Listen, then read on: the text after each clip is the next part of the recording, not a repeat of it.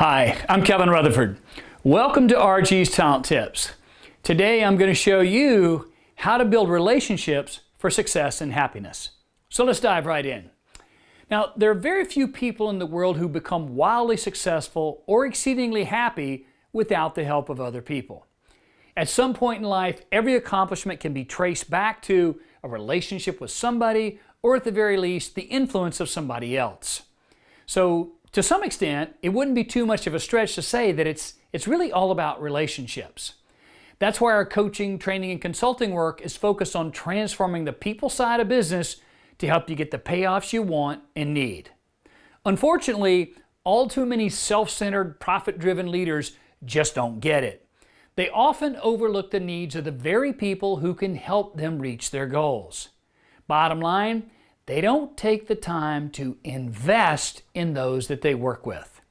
Now, if you're going to be a great leader and do a better job with your relationships at work and in your life, you must start with a few basics. So let's take a couple looks here.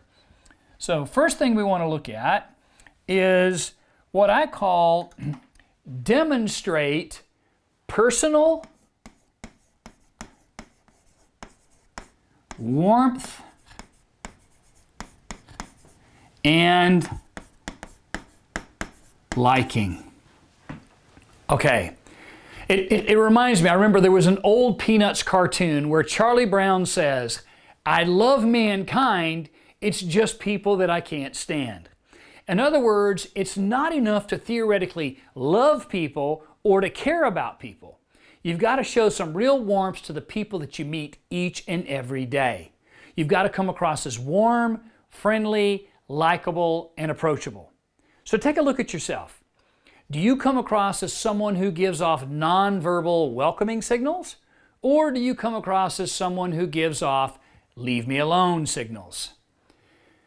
Secondly, do something that we call be the duck. So let me explain what I mean by that. At one point or another, you've probably had to work with someone whose moods were constantly going up and down, up and down. You never knew how they were going to feel and what they would do. And as a result, they weren't really fun or safe to be around. By contrast, those people who build the best relationships on and off the job are fairly consistent in their moods. This is called emotional stability and is one of the 21 key factors that we look at when developing leaders and individuals. A strong leader needs to be predictable and approachable. Basically, they need to be the same way every time you see them, or with some small variance. We like to call this being the duck, because the duck lets the water roll off its back even though they're paddling like hell underneath the water, because no one sees that. They only see what's on the surface, smooth, consistent, and calm. How would you describe yourself in the way you handle your moods? And please, don't tell me that you can't help the way you feel, because the answer is yes, you can. You may not know how to change the way you feel, but your feelings and attitudes are completely under your control. If you don't know how to do that, check out our coaching programs for leaders and individuals. We can give you some ideas there. Next, share some of your weaknesses. And this is really critical because a lot of leaders do not do this. Okay? Over my career, I've really researched and worked with various types of bosses, supervisors, and managers. And I've noticed that there's two types of leaders. Those who are up and cover up their mistakes, and those who really admit their errors. So that's the two types. You might think that workers would have more respect for the first type of boss, the one who never seems to mess up, but that's not the case. When people see what seems to be a perfect boss who never makes a mistake, they tend to think, I could never be like that, so why bother to try? In reality, people have more respect for and will work harder for the boss who shares some of his weaknesses. Everyone recognizes that no one is perfect.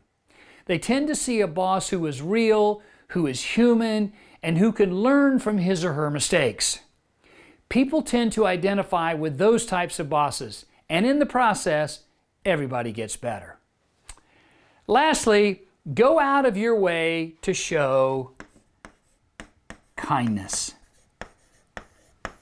Now, sometimes people don't think of leaders as being kind, but that's a big part of being a leader. You have to have empathy with people and show that you care, right? Now, this may sound rather obvious and simplistic, but it's also harder than you think because we're all busy. I know that I am. I can sit at my desk 24/7 for the next few years, never eat, never sleep, and never be finished with all the projects that I'm working on and need to be working on. I have a lot on my plate and on my mind. And the same probably goes for you as well. We're all busy, but we need to be productive. And being productive means you must take the time and put in the effort to stop what you're doing and show an extra measure of kindness to those around you. Whether you call them coworkers, customers, friends, family members, or even strangers. One of the best ways that I have found to demonstrate that kindness, sounds a little sad, but it's true, is to calendarize it.